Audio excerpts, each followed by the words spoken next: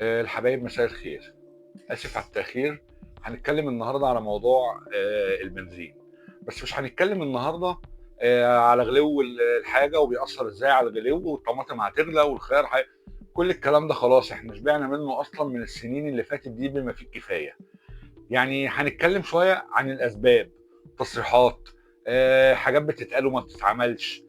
يعني عندك رئيس الوزراء مثلا سنه 24 في اواخر 24، يعني مش حاجه من بعيد، من 7 8 شهور، يعني قال لك لو البنزين، لو اسف لو برميل البترول وصل 72 73 احنا مش هنغلي، هيبقى السعر بالنسبه لنا تمام كده ومفيش اي مشاكل.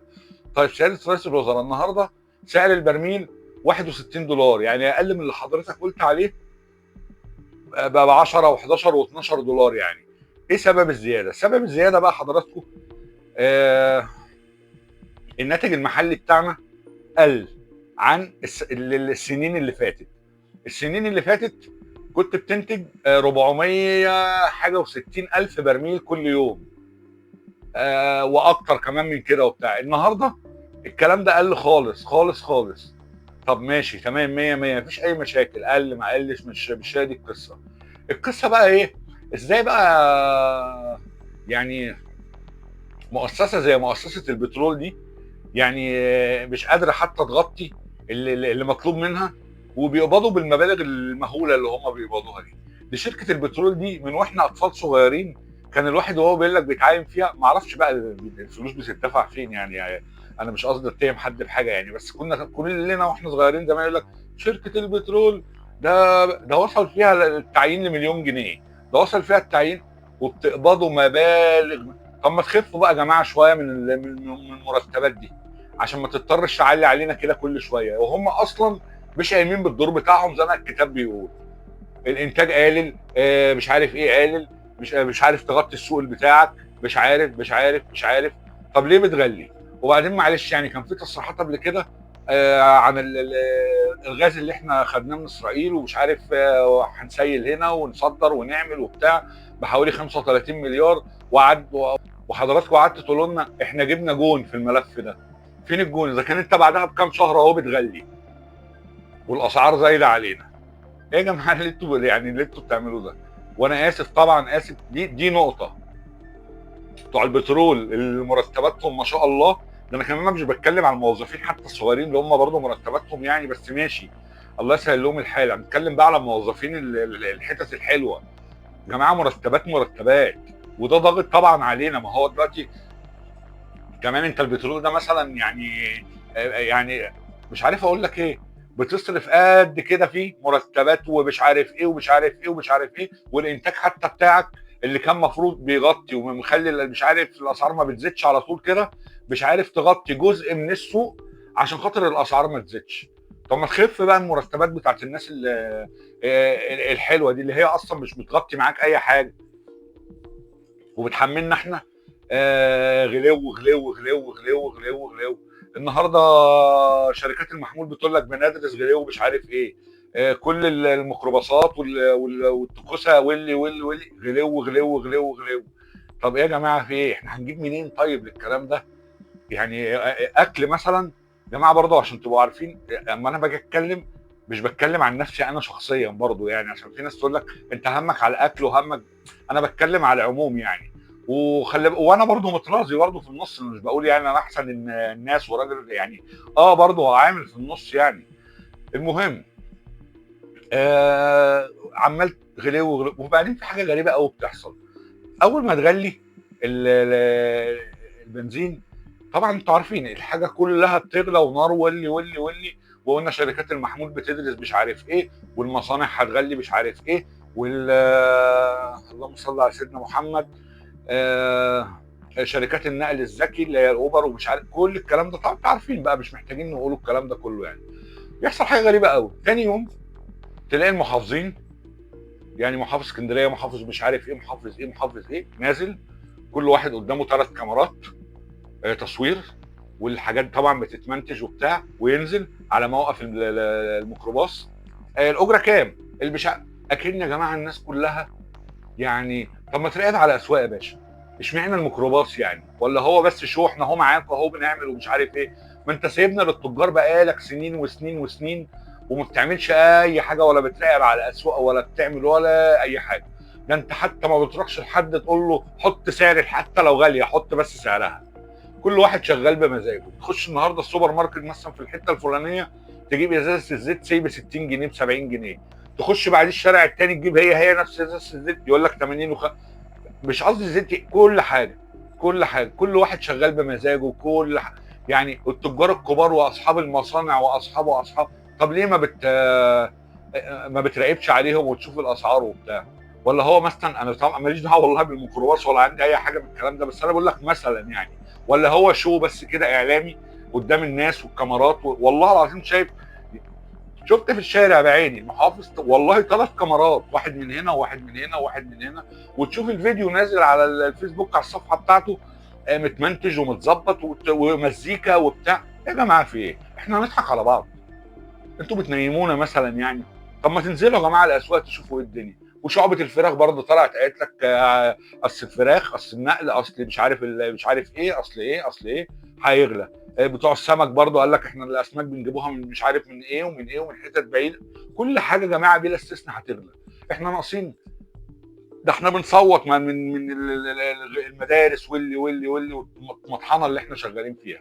ده انت حتى بالصابر يعني قلنا انت عملتوا حاجه كويسه، والمؤتمر اللي انتوا عملتوه بالصابر حتى نفرح شويه.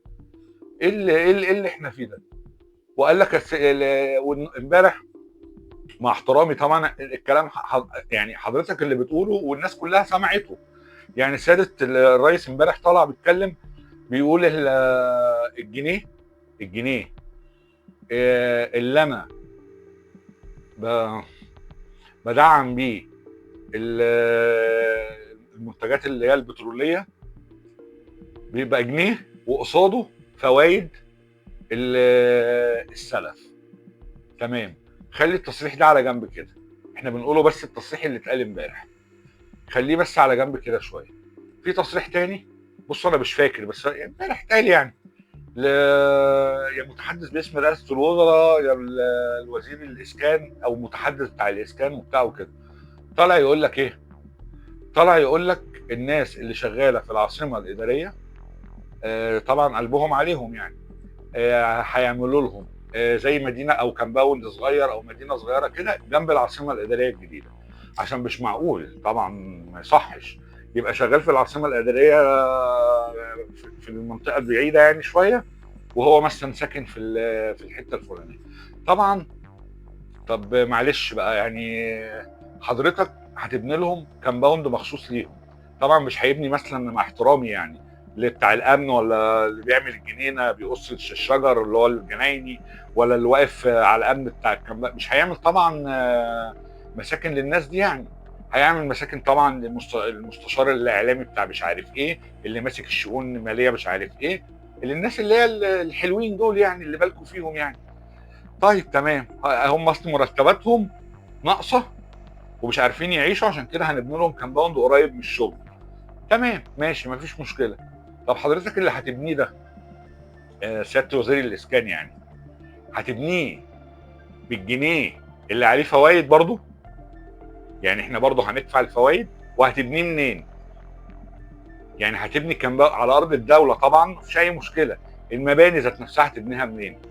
من الخزنه بتاعت البلد اكيد، هتبنيها منين يعني؟ يا هنستلف وهندفع بالجنيه زياده عليه الفوائد. طب يا جماعه، ما احنا بنشوف الاولويات يا جماعه، رايحين نبنوا عشان سياده البيه يبقى ساكن جنب الشغل وبتاع والكلام ده؟ ايه يا جماعه اللي احنا بنقوله ده؟ ده احنا يعني مش عارف اقول ايه والله العظيم يعني، شويه تصريحات وشويه حاجات ما يعلم بها الا ربنا. وامبارح انا اسف سياده الريس، تغلي البنزين عليا امبارح، النهارده حضرتك طالع تقول لي عايزين نتبرع. طبعا اهل غزه واهل الناس دي كلها فوق دماغنا، بس انا هدفع ثمن لاخواننا البعده دمروا البلد، انا اللي هروح ادفع لهم؟ ازاي يعني؟ ازاي احنا بنبعت اكل واحنا اكتر ناس محتاجه والله العظيم محتاجين زيهم، وبنبعت مواد وبنبعت ونقول لاخواتنا ومفيش اي مشاكل، ده اكل وشرب مفيش مشكله، هنتبرع كمان ل... يعني وبعدين بعد ما نتبرع ويبتدي المباني تطلع كده والدنيا تبقى حلوه، وواحد من بتوع اللي هم حماس والناس دي اللي كانوا بيموتوا ولادنا في سينا في سنه من السنين ولا احنا ناسيين، يضرب طلقه غلط ولا يعمل مش عارف ايه ولا يعمل ايه، يروحوا جايين هادين فلوسنا برضو تاني. طب احنا حمل الكلام ده يا جدعان؟ ده احنا والله العظيم عايشين برضو، مش انا وانا برضو من ضمن الناس يعني، كلنا عايشين يعني بالدعوات كده وبتاع. احنا لما بنيجي نحسب بورقه وقلم احنا عايشين ايه وبنصرف ايه وبنعمل ايه، والله العظيم الحسبه مش جايه اساسا. يعني ده احنا يعني في المرار. وتصريح امبارح يعني تصريحات يعني بصراحه انا مش عارف التصريحات دي يعني غير الواقع اللي احنا عايشينه خالص. يعني في تصريح برضه امبارح يقول لك انا ما رضيتش اخدكم واخش بيكم في الحيطه. انا اسف احنا حضرتك بنتكلم من جوه الحيطه. احنا خلاص والله العظيم ثلاثه مش قادرين. ويعني وطالع تقول رئيس الوزراء يقول لك انا ايه، تصريحاته كتير وملهاش ده. هنبتدي يعني اليومين الجايين دول هنخلي المعيشه يعني انا عارفين اللي الدخل قليل هنبتدي نحسن بقى. يعني حضرتك عارف اللي الدخل قليل وحضرتك عارف. طب لزومها ايه الحاجات اللي اتعمل؟ يعني المونوريل ده مثلا لازمته ايه؟ بيعمل ايه؟ شكله حلو مثلا؟ طب ما المترو عندنا شغال وتمام و100 والدنيا حلوه يعني. ايه لازمه الفشخره والحاجات اللي ملهاش لازمه وقتها؟ مشروع عظيم وكل حاجه. احنا بنتكلم يا جماعه على التوقيت.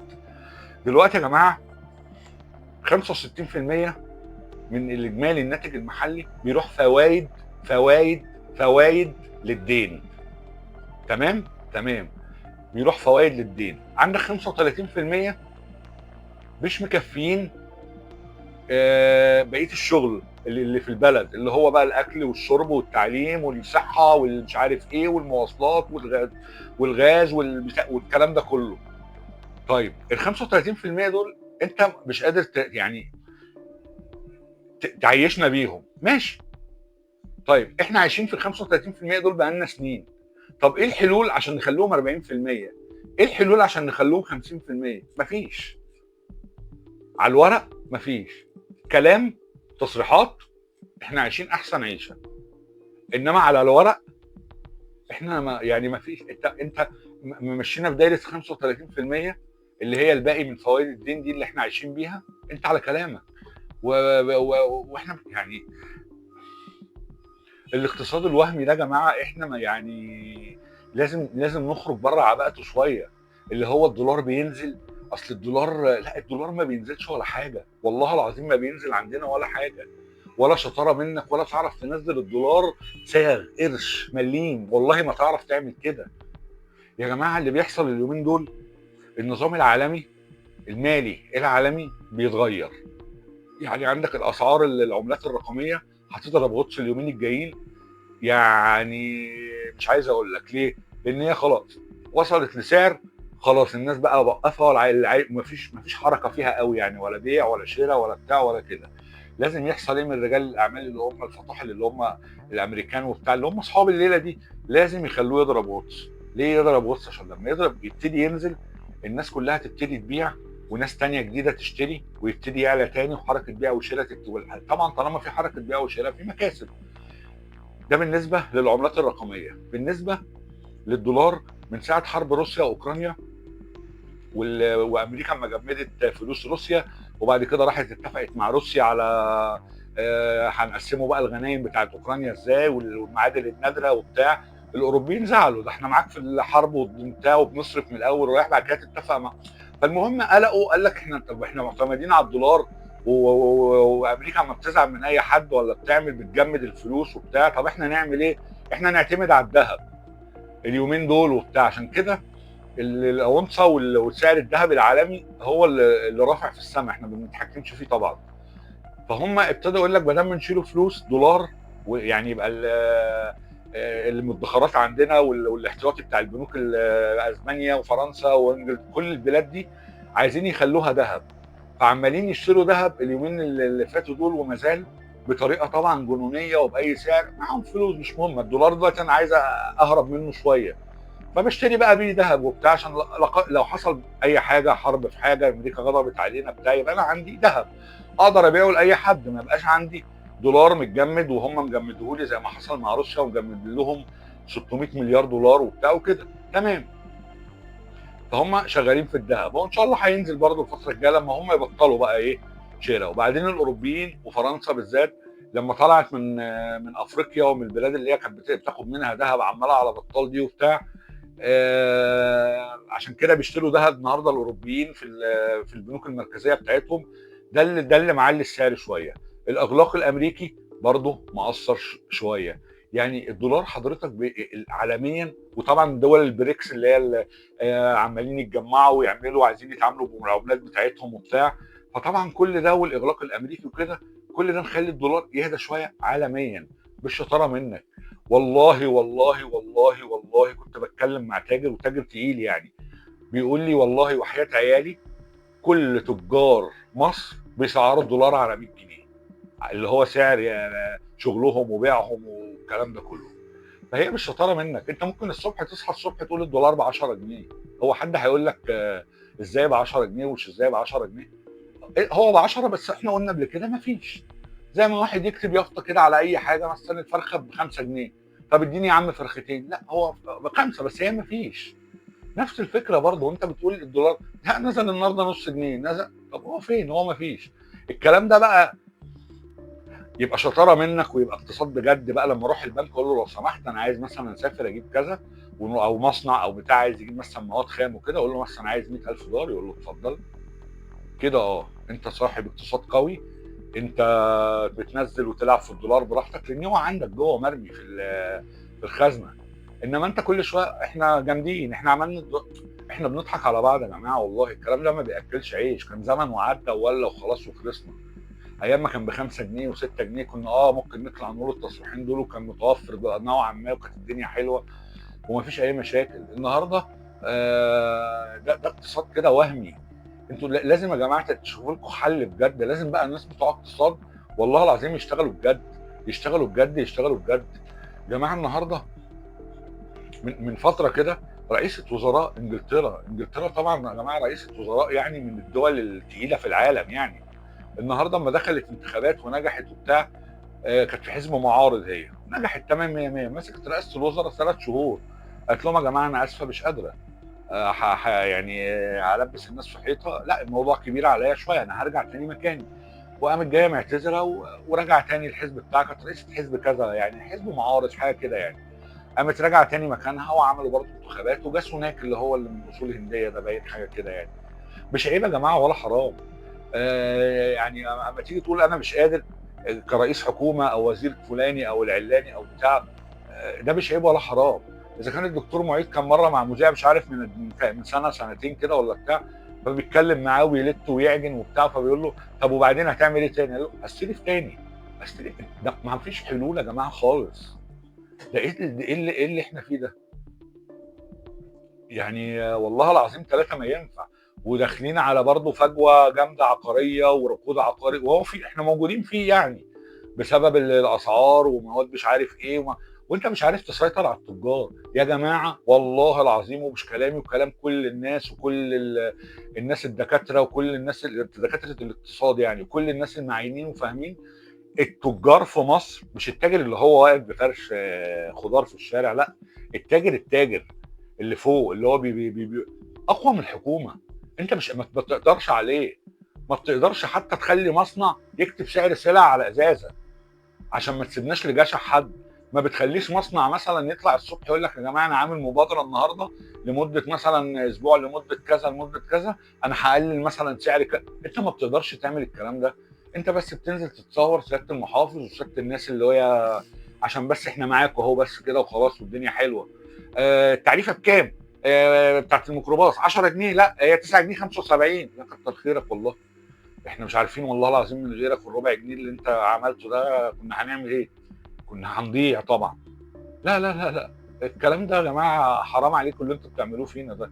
وفي الاخر اطلعوا اتبرعوا، نطلع نتبرع كمان، نطلع نتبرع. طب ما تخلي رجال الاعمال يا بيه اللي يتبرعوا، خلي الناس اللي دخلت مجلس الشيوخ اللي ثلاث ارباعهم مش عارفين يحلفوا القسم، اليمين بتاع القسم، يتبرعوا. اللي ما شاء الله عليهم يعني، ده كلهم رجال اعمال ايه فطاحل، ما تخليهم يتبرعوا. الممثلين والناس اللي هم اللي بيطلعوا، والناس اللي بيطلعوا بيقبضوا ملايين في البرامج، المذيعين اللي بيقنعونا اصبروا شويه ومش عارف ايه، اللي هو بيقبض 5 و6 مليون جنيه في الشهر، بيقنعني انا، مش انا كشخص، عامه كلنا يعني، بيقنعني انا اللي انا اصبر بس وبتاع واتبرع كمان. طب ما تاخد من الناس دي، جاي تاخد مني انا؟ ده انا عايز اللي يتبرع لي كشعب يعني. ده انت كحكومه، ده انت كحكومه اللي المفروض يعني تشوفني انا عايز ايه، بتستلف، عايزني انا اللي اتبرع؟ يا جماعه اتقوا الله فينا شويه بقى، يا جماعه اتقوا الله فينا شويه. يعني انا مش عارف،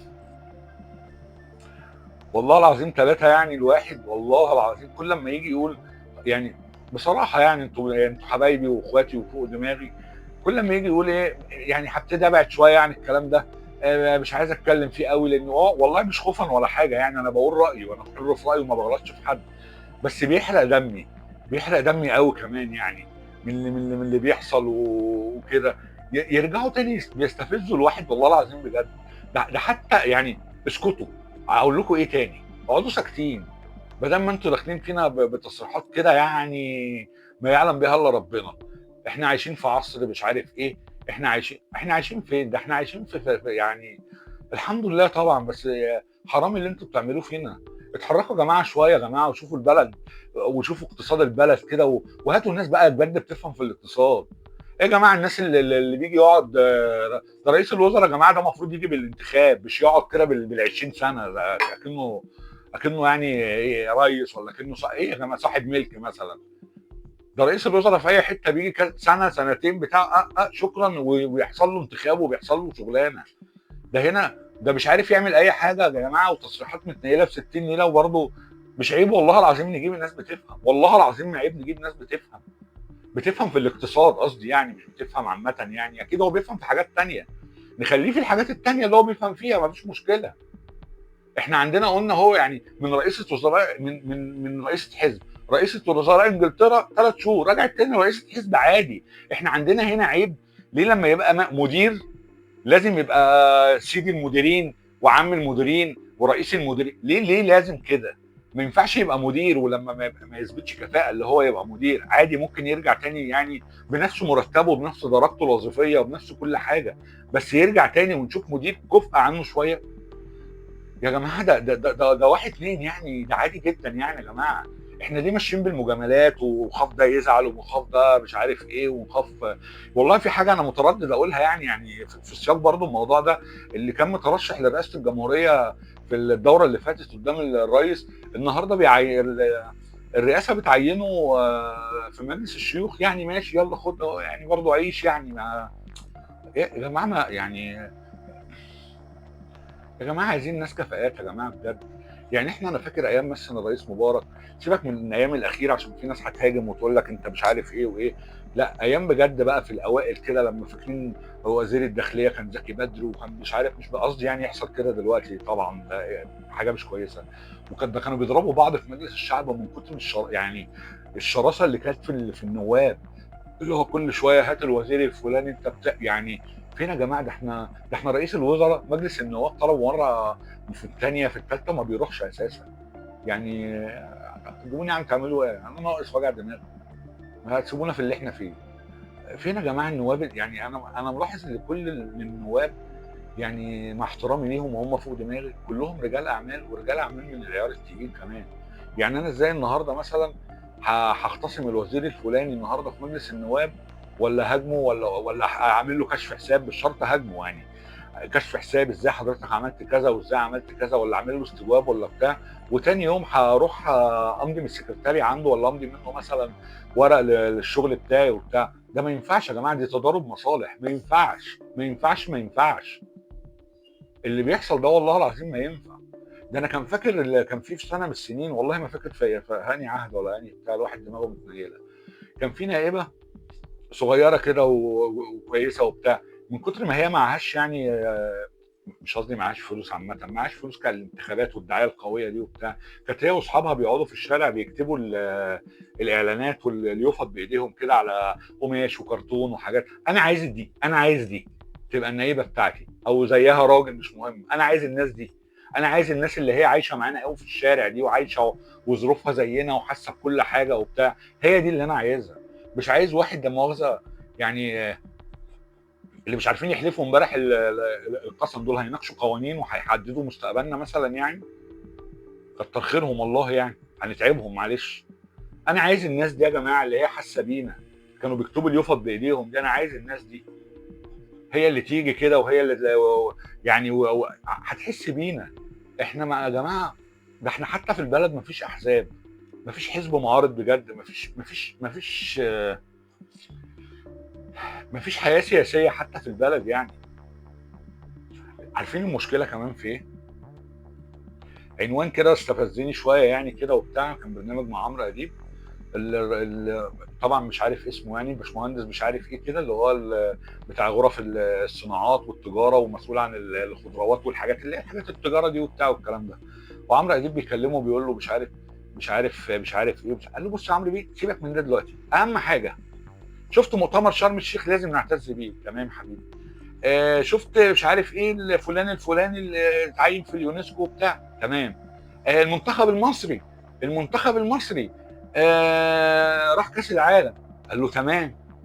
عمرو برضه انا عارف هو قد مع الحكومه شويه وبتاع، بس اوقات برضه ايه يعني بيميل برضه سنه كده. قال له تمام، قال له بس نبدا بقى من هنا. انت طالع بدايه كلامك يعني مش عارف اقول لك ايه يعني، طالع وصلي صلي، دي اول حاجه يعني. المهم في وسط البتاع بيقول له الاسعار، لا لا، ايه الاسعار اللي زي ده؟ مفيش اسعار، مش اسعار زايده ولا حاجه، لا لا لا، اسعار مش هتزيد ولا حاجه. ده هي كلام ده المصانع بتعمل عروض دلوقتي، ده المصانع مش لاقيه مش عارف ايه وعماله تعمل مش عارف ايه. لا بيتكلم تعالى. طب بقول لك إيه يا عمرو بيه، فاكر موضوع السكر؟ السكر بكام دلوقتي؟ كان ب 50 اهو ب 27 جنيه دلوقتي. فعمرو اديب رد عليه مش عارف يقول له ايه، بيقول له على فكره يا باشمهندس، الناس ما بتاكلش سكر بس، الناس بتاكل حاجات تانية كتير. قال له لا بس هنا احنا عدينا في حاجات كتير، فاكر كورونا؟ فاكر؟ المشكله يا جماعه ده طالع يعني مش عارف بيقول ايه ولا بيعمل إيه. المشكله اللي هو ايه يعني، اما عمرو اديب حتى يعني ما لقاش فايده في الكلام، قال له طيب بنشكر فلان على المكالمه وبتاع وشوف. المشكله يا جماعه احنا مثلا لما بنعمل فيديو ونقعد ندردش مع بعض كده، لو واحد طلع مثلا يقول لك لا يا عم انت مش عارف ايه، ده البلد تمام تمام وكل حاجه والله ما فوق راسي يعني، ويعني طالع ايه بيطبل شويه من الاخر يعني. ده واحد زيه وزيك في الاخر مش هيضر، مع انهم في الاجمالي بيضروا برضه لما النظام فوق والدنيا فوق بيسمعوا ارائهم بتقول لك ايه من الناس حلوه اهي، بس عامه ماشي. انما لما يطلع من واحد مسؤول عن صناعات وغذاءات والكلام ده كله وبتاع ويطلع يقول الكلام ده، ده انت حتى يا عم مش يعني، انت ايه للدرجه دي حابب الكرسي قوي مش قادر تقوم من عليه؟ بتقعد حتى صلي صلي ويلا زف احنا وبتاع وباقي كلام وخلاص؟ ده ما طلعش حتى قال كلمتين كده يوحدوا ربنا يعني، لا هنحاول ان شاء الله، لا ان شاء الله نتك حتى لو بالكذب يا عم قول. يقول لك اصل المنتخب، اصل كورونا، اصل السكر، يا عم ده انت مسؤول. الكلام ده لو حصل بيني وبين مراتي كده في البيت وهي مثلا بتحب قوي اداء الحكومه وانا مش بحب مش ميال قوي بتاع، ماشي ادينا في الاخر في البيت بين اربع حيطان، في الاخر مش ضارين حد. انما انت بتضر شعب كامل وانت مش حاسس. انت بتبص لنفسك في المرايه ازاي وانت كده؟ اتقوا الله، اتقوا الله فينا شويه، اتقوا الله، اتقوا الله. مش هنقول اكتر من كده والله العظيم ثلاثه، عشان احنا خلاص يعني والله العظيم تعبنا تعبنا تعبنا يعني. المفروض يا جماعه يعني و- لو سمحتوا رجاء هاتوا ناس بتفهم في الاقتصاد بجد تدير البلد المرحله الجايه. مش صعبه والله، والله العظيم ما صعبه. حبيبك اللي قاعد على الكرسي ده قول له معلش انا اسف حقك عليا، اقعد بس السنتين دول كده على جنب وان شاء الله هنشوف لك حاجه حلوه يعني، بس عشان نمشي الدنيا عشان الناس دي يعني كفرت معانا يعني. بس مش هيجرى اي حاجه والله العظيم. ده رجاء يعني. والناس اللي هي عم اوقات تطلع تقول لك انت بتتكلم مش عارف، والله والله والله والله والله ما حد بيحب البلد دي وما حد عايزها تبقى كويسه وما حد عايزها تبقى 100 100 قدنا اللي احنا اللي بنتكلم. ومحروقين قوي. احنا مش بنتكلم عشان نهاجم لمجرد الهجوم، او نتكلم عشان احنا عايزين ناكل ونشرب وبتاع، مع ان ده برضه حقنا وامر طبيعي، يعني البني ادمين كلها بتاكل وتشرب، وانت اللي بتهاجمني بتاكل وتشرب برضه عادي. بس احنا والله بنعملها حب. يعني يا جماعه كفايه يعني مش عايز اتكلم على دول جنبنا كانت الكسوه بتطلع ومش عارف مين بيعمل، وكانت انجلترا تيجي تستلف واليابان تيجي تبص على النهضه بتاعتنا، يقول لك ده كان لما بييجوا ياخدوا هنا منحه ولا بياخدوا حاجه في الدراسه، الناس المسلمين بتوع الازهر اللي كانوا بيجوا هنا من بره يعني اللي هنا الازهر، يقول لك بص ده بيغسلوا الشوارع. كنا بنغسلوا الشوارع يا جماعه، يعني ده احنا كنا رايقين قوي. انا بتفرج على افلام زمان وبتفرج وبسمع الحاجات دي من والدي الله يديه الصحه وبتاع، انا يعني ببقى والله عينيا بتدمع. انا بحب يا جماعه البلد دي وعايزها تبقى كويسه. هو ده حاجه حرام جرم مثلا الواحد بيعمله يعني من غير ما يحس؟ لا والله عادي، نفسي البلد تبقى كويسه بس. انا اسف يا جماعه طولت عليكم. كان معاكم اخوكم محمود. ما تنساش اللايك المتين وتشترك في القناه عشان يبقى لك مكان على طول في قعده صحاب. شكرا لكم جدا. سلام.